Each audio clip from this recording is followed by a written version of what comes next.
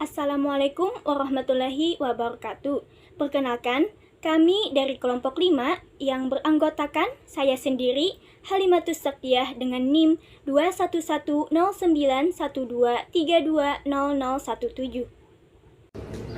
Perkenalkan, nama saya Ahmad Nasrul Aziz dengan NIM 2110912310027. Nama saya Gali Wicaksono dengan NIM 2110912310031. Perkenalkan, nama saya Khadijatul Nikmah dengan NIM 2110912220001. Perkenalkan, nama saya Niputoy Devia Salsadila Saraswati dengan NIM 2110912320024. Perkenalkan, saya Nurhana Rapidah dengan NIM 2119121200019. Perkenalkan, saya Registratri Puspitasari dengan NIM 2110912120013. Perkenalkan, nama saya Julpania Alaida dengan NIM 2110912220012.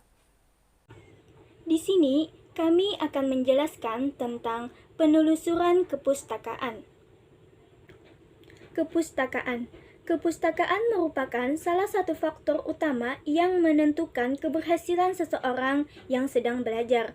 Kepustakaan sendiri yaitu suatu bahan acuan dalam menghasilkan atau menyusun tulisan, baik itu berupa artikel, karangan, buku, laporan, dan sebagainya. Bahan kepustakaan banyak ragam dan jumlahnya, serta sebenarnya tersedia dengan catatan bahan kepustakaan tersebut harus dapat ditemukan terlebih dahulu. Upaya untuk mendapatkan bahan kepustakaan disebut dengan penelusuran kepustakaan, sedangkan orang yang melakukan penelusuran kepustakaan disebut penelusur kepustakaan. Penelusuran kepustakaan harus dilakukan secara aktif agar dapat menemukan bahan yang diinginkan. Melakukan penelusuran kepustakaan merupakan suatu cara untuk menemukan teori-teori yang mendasari masalah dan bidang yang akan diteliti. Dengan adanya penelusuran kepustakaan ini, kita atau seseorang peneliti dapat memanfaatkan semua informasi dan pemikiran-pemikiran yang relevan atau yang berhubungan dengan penelitian yang kita ambil.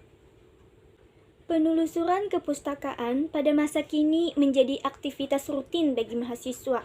Aktivitas ini terkadang menyulitkan bagi si penelusur jika ia tidak memahami apa yang mau dicari dan bagaimana mencarinya. Oleh sebab itu, diperlukan semacam soft skill atau keterampilan khusus dalam penelusuran kepustakaan yang idealnya harus dimiliki oleh setiap mahasiswa. Berbicara mengenai penelusuran kepustakaan, yang perlu kita ketahui bahwa penelusuran pustaka itu merupakan kegiatan untuk menemukan kembali semua kepustakaan yang pernah terbit atau pernah ada. Untuk mendapatkan kembali informasi ini, maka diperlukan teknik tertentu, seperti snowball system dan cara sistematis. Nah, kedua cara ini dalam pelaksanaannya dapat dilakukan baik itu secara manual maupun secara komputerisasi. Yang pertama, untuk penelusuran kepustakaan secara manual itu dapat kita lakukan dengan cara berkunjung ke perpustakaan. Nah, kemudian kita dapat menelusuri satu demi satu kandidat artikel ataupun buku yang kita inginkan berdasarkan topik yang menjadi fokus penelusuran.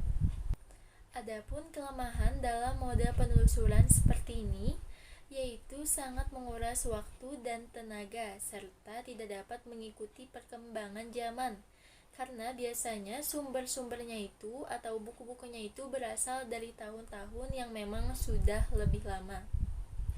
Yang kedua yaitu penelusuran kepustakaan secara komputerisasi, yang mana penelusuran kepustakaan secara komputerisasi ini dapat kita lakukan melalui mesin pencari seperti Google ataupun Yahoo dengan cara mengetikkan kata kunci topik yang kita inginkan. Adapun kelebihan dari penelusuran menggunakan mesin pencari umumnya ialah kecepatan, yang mana waktu yang dibutuhkan untuk menampilkan materi yang kita minta itu biasanya hanya membutuhkan waktu kurang dari 1 detik dengan jumlah yang didapatkan pastinya beragam dan dalam jumlah yang banyak. Selain itu juga penelusuran secara elektronik dengan mesin pencari umumnya lebih teliti dibandingkan penelusuran yang dilakukan secara manual. Selama tidak terjadi salah ketik saat mengetikkan kata kunci atau apapun yang kita ingin cari pada kolom mesin pencari, maka mesin pencari seperti Google pastinya akan mengeluarkan artikel ataupun tulisan yang memiliki kata yang sesuai dengan apa yang kita ketikkan. Sebuah penelusuran pustaka yang baik tentunya harus memenuhi 3 tujuan utama, yaitu yang pertama, memperoleh perspektif yang ilmiah. Kedua, menghindari duplikasi penelitian. Dan yang terakhir, yaitu menghindari masalah konseptual dan prosedural. Tinjauan pustaka atau disebut juga tinjauan pustaka literatur review merupakan sebuah aktivitas untuk meninjau atau mengkaji kembali berbagai literatur yang telah dipublikasikan oleh akademisi atau peneliti lain sebelumnya terkait topik yang akan kita teliti. Menyusun sebuah tinjauan pustaka merupakan sebuah kegiatan untuk mendapatkan gambaran tentang topik atau permasalahan yang akan diteliti sekaligus untuk menjawab berbagai tantangan yang muncul ketika memulai sebuah penelitian. Menurut para ahli, yang pertama, John W. Creswell menjelaskan bahwa tinjauan pustaka literatur review adalah ringkasan tertulis mengenai artikel dari jurnal, buku, dan dokumen lain yang mendeskripsikan teori serta informasi baik masa lalu maupun saat ini. Mengorganisasikan pustaka ke dalam topik dan dokumen yang dibutuhkan untuk proposal penelitian. Yang kedua, Taylor dan Proctor menjelaskan bahwa tinjauan pustaka atau disebut juga dengan kajian pustaka literatur review merupakan sebuah aktivitas untuk meninjau atau mengkaji kembali berbagai literatur yang telah dipublikasikan oleh akademisi atau peneliti lain sebelumnya terkait topik yang akan kita teliti. Ketiga, Safelson dan Taune menjelaskan bahwa menyusun sebuah tinjauan pustaka sama halnya dengan menyarikan berbagai hasil penelitian terdahulu untuk mendapat gambaran tentang topik atau permasalahan yang akan diteliti sekaligus untuk menjawab berbagai tantangan yang muncul ketika memulai sebuah penelitian. Tinjauan pustaka. Tinjauan pustaka adalah ringkasan penelitian sebelumnya tentang topik tertentu. Biasanya bagian ini berada di bab 2 dalam sebuah karya tulis ilmiah, sedangkan daftar pustaka merupakan kumpulan sumber literatur yang digunakan sebagai referensi. Fungsi tinjauan pustaka. Yang pertama, membantu peneliti untuk membatasi bidang kajian. Yang kedua, membantu peneliti menempatkan masalah sesuai perspektif. Yang ketiga, menghindari replikasi tentang penelitian serupa sebelumnya. Yang keempat, mengaitkan ide dan teori dengan penerapan dan memahami struktur. Syarat tinjauan pustaka yang pertama, mutakhir, yaitu terakhir atau terbaru atau modern. Yang kedua, objektif dan relevan. Yang ketiga, asli dan terpercaya. Yang keempat, diutamakan berasal dari jurnal ilmiah. Yang kelima, tersusun sesuai aturan atau format acuan. Manfaat tinjauan pustaka. Yang pertama, menguraikan dan mempertimbangkan variabel penelitian agar tujuan penelitian dapat dicapai. Yang kedua, memberikan batasan penelitian dengan cara menunjukkan variabel bebas atau variabel terkait yang relevan dan yang tidak relevan. Yang ketiga, memberikan acuan untuk peneliti saat mengartikan teknik analisis data yang dikumpulkan dalam penelitian. Yang keempat, memberikan dasar pemikiran pada peneliti agar dapat menyimpulkan hasil penelitian sesuai dengan tujuan objektif dari penelitian tersebut. Cara membuat tinjauan pustaka. Yang pertama, identifikasi kata kunci. Langkah pertama adalah mengidentifikasi beberapa cara kunci penelitian. Kata kunci bisa diperoleh ketika kamu tengah mengidentifikasi topik penelitian.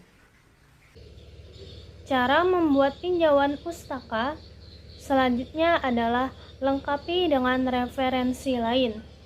Setelah kata kunci diperoleh, lengkapi bahan bacaanmu dengan jurnal, buku, dan bahan bacaan yang lainnya, sehingga kamu mendapatkan banyak bahan untuk menulis. Selanjutnya, jabarkan selengkap-lengkapnya. Jabarkan kata kunci tersebut dengan penjelasan yang selengkap-lengkapnya. Teknik pencatatan bahan pustaka, yaitu yang pertama topik pembahasan, yang kedua nomor bahan pustaka sebagai rujukan terhadap daftar bibliografi kerja, yang ketiga nomor halaman bahan pustaka, yang keempat kutipan, ringkasan, atau catatan yang lain.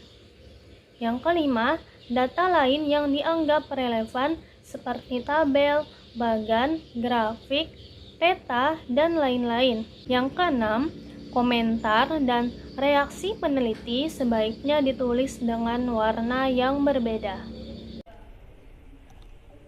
Teknik pencatatan bahan pustaka. Rujukan terhadap sumber pustaka harus dituliskan secara eksplisit jika 1.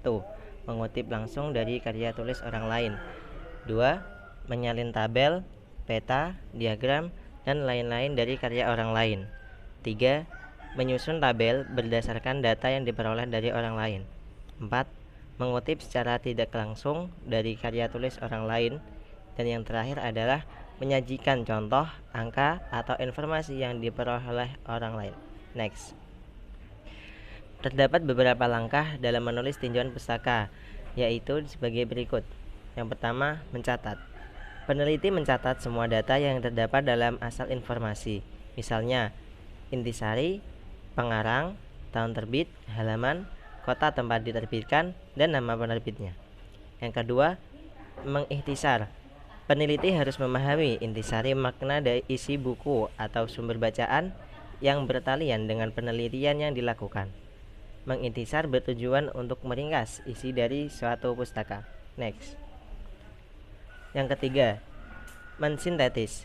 Peneliti menyatukan dan membandingkan semua sumber bacaan yang telah dikutip dalam klasifikasi topik yang relevan. Menganalisis secara umum. Peneliti memecah informasi menjadi bagian-bagian kecil dengan tujuan agar terlihat hubungan yang jelas antara bagian-bagian tersebut. Dan yang terakhir, menganalisis secara tajam. Peneliti melakukan evaluasi secara kritis terhadap hasil karya penelitian sebelumnya dan juga hasil karya peneliti sendiri. Gunakan argumentasi yang kuat serta dukungan bukti-bukti data yang kuat saat mengkritik secara konstruktif. Next. Evaluasi dan kutipan tentang bidang yang diteliti dan usaha tinjauan pustaka itu untuk menghubungkan hasil karya yang ditinjau dengan penelitian itu sendiri, baik secara langsung maupun tidak langsung. Salah satu kesulitan dalam menulis tinjauan pustaka yaitu tentang bagaimana menyeimbangkan secara tepat dan benar antara penggunaan kutipan karya orang lain dan komentar atau evaluasi dari peneliti. Kesalahan yang sering terjadi adalah ketika menulis daftar pustaka secara berlebihan tanpa memikirkan dengan kritis apakah pustaka tersebut cocok dengan teori dan topik penelitian yang kita ambil. Maka dari itu, kesimpulannya yaitu tinjauan pustaka merupakan salah satu bagian penting yang tidak dapat dipisahkan dari sebuah penelitian. Tinjauan pustaka ini memuat ulasan dan analisis terhadap berbagai literatur terkait yang telah dipublish sebelumnya. Proses penyusunan tinjauan pustaka sendiri meliputi 6 tahapan yang penting diikuti secara urut, yakni dimulai dari menentukan topik, mencari literatur terkait, mengembangkan argumen, melakukan survei terhadap literatur terkait, mengkritisi literatur tersebut, dan menulis tinjauannya. Yang perlu diingat adalah bahwa tinjauan pustaka bukanlah sekedar daftar pustaka yang sekedar mendeskripsikan satu persatu publikasi atau hasil penelitian yang telah ada sebelumnya. Lebih dari itu, tinjauan pustaka harus mampu memberikan ulasan kritis terhadap berbagai literatur tersebut, sehingga dapat memberikan pemantapan dan penegasan tentang ciri khas penelitian yang hendak dikerjakan.